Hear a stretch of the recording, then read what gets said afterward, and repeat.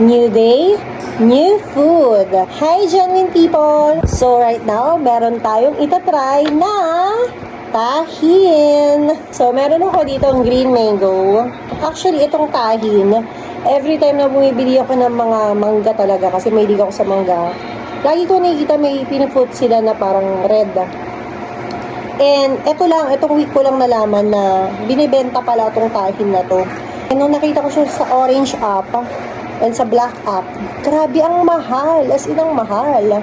So, nag-try muna ako. Ito, pakita ko sa inyo. Ang cute.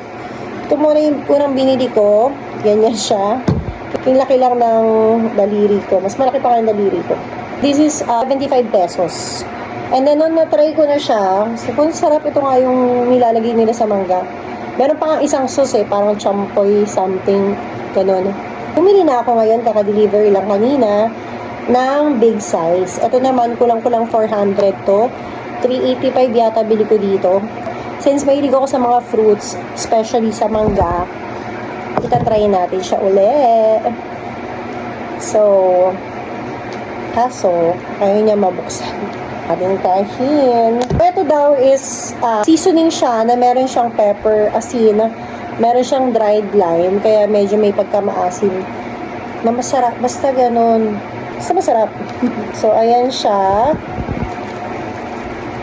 And, pinalabasan. So, try natin kasi ang mangga maasim na, di ba? So, nung tinry ko siya sa mga saan ba ito tinry? Sa pinya. Masarap. Masarap. Pero this time, yan siya.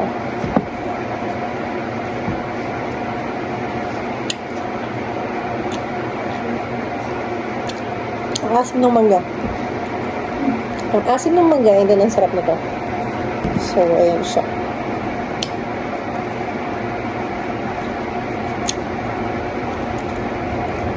Sarap. Nilalasahan ako na medyo matamis. Huwag kung may asukal ko. Alam ko, salt lang nakalagay. Mabasa.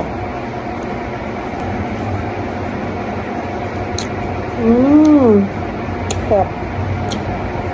Mas marami, mas masarap.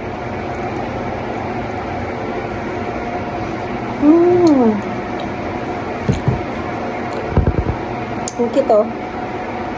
So, ito yung aking happiness right now. Tahin.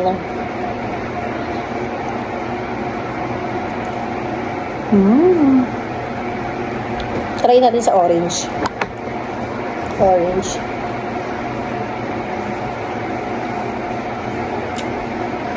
Sarap din niya.